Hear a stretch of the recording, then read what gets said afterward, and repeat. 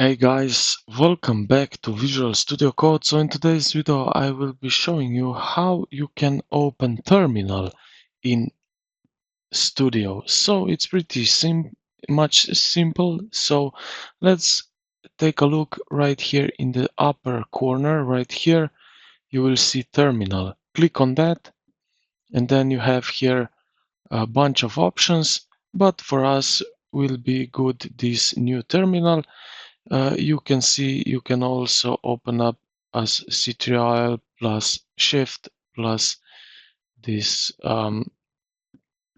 thing, so I can open up that way, clear terminal, or I can also press Shift and it needs to open up, I guess.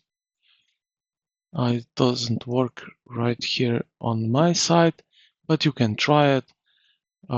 I can try this one. No, doesn't work. So, but you can see that how this thing, you can open this thing right here in this upper corner. So I hope this video helped you out. If you did, consider to like and subscribe to the channel. Thank you for watching and I will see you in the next one.